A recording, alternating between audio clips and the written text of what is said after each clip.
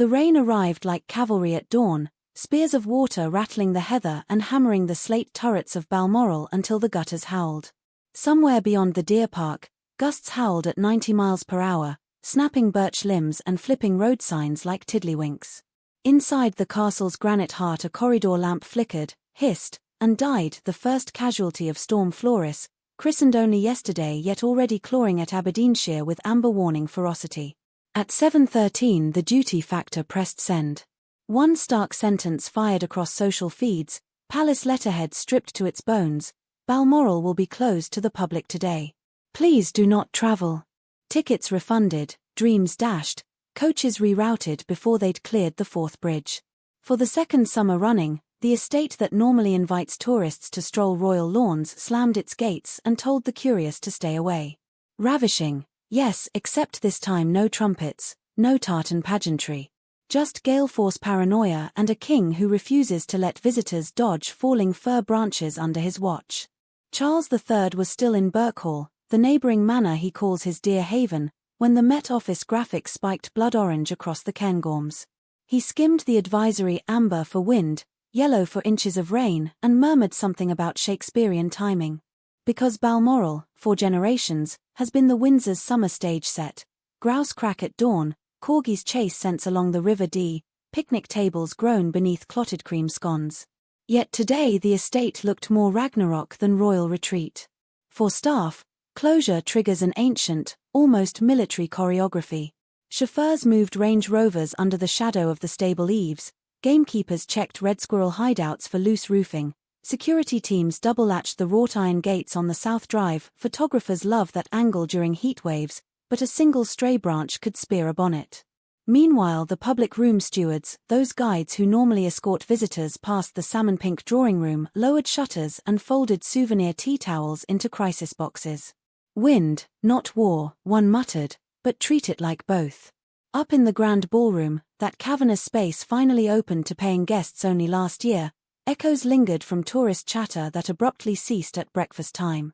Chandeliers swayed like nervous chaperones, a velvet rope creaked on its brass stanchion. If walls could remember, they'd flash to September 2022, Elizabeth II lying in state 5 hours after her last whispered breath, Balmoral's corridors hushed beneath unfathomable loss. That memory is tattooed into the castle's granite now, and no tempest can scour it away. Charles knows this better than anyone.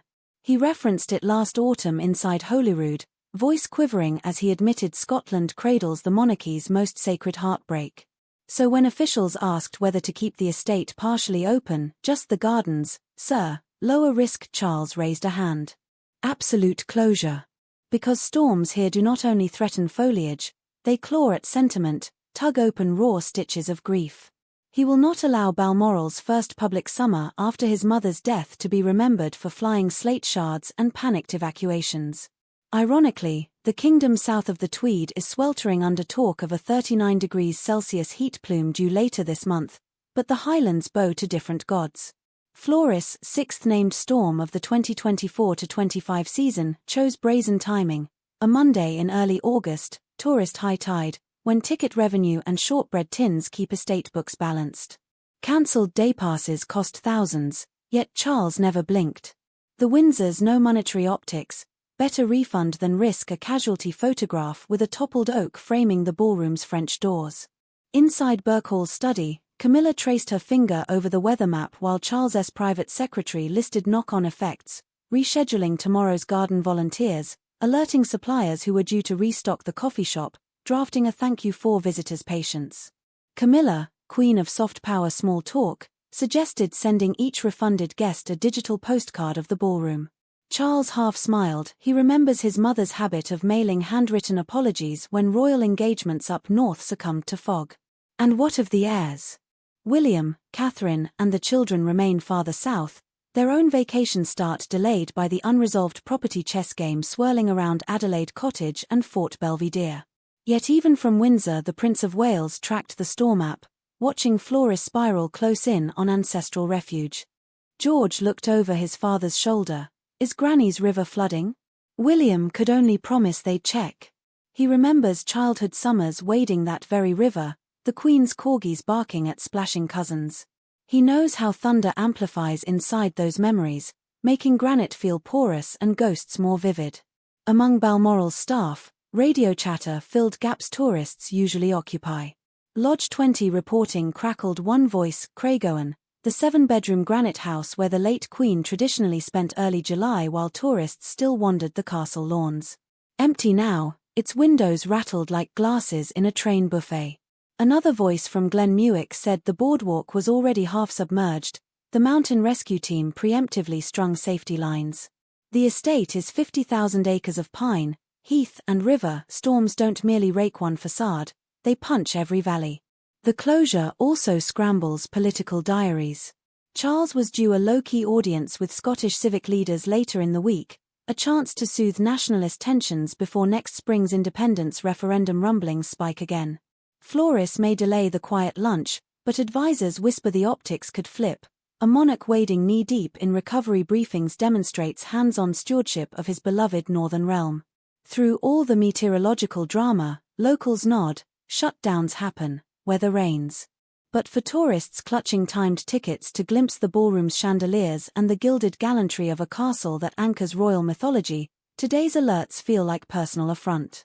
The estate switchboard blinks with disappointed callers. One American grandmother on hold cries that she flew 4,000 miles for this.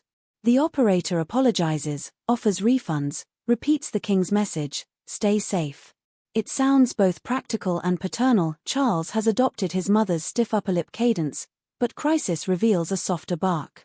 By late afternoon gusts rattle ridge tiles, the River Dee rises 3 feet, deer huddle beneath ancient Scots pines.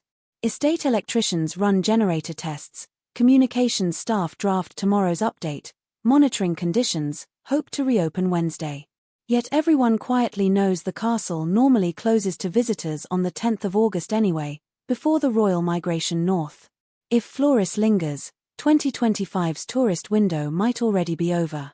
Symbolic, almost, the public allowed a single season to tread the Queen's last footsteps, then nature slams the door as though to say, enough peering, grief needs silence. Inside the shuttered ballroom, twilight winds hum against stained glass. A lone security light casts emerald ripples across parquet boards once polished for waltzes. Somewhere deeper, behind tapestried walls, a king sips lapsang to settle a battered throat and thanks the accident of birth that rooted his soul in this storm-torn landscape. Balmoral has always been the monarchy's beating heart in exile, home yet hinterland, sanctuary yet crucible. Storms prove its pulse still thunders. Floris will pass. Gates will clank open, if only for gardeners and gamekeepers preparing for royal feet. The public may return next spring, reading plaques about the day Balmoral closed and refunds flowed like spate water off Lochnagar.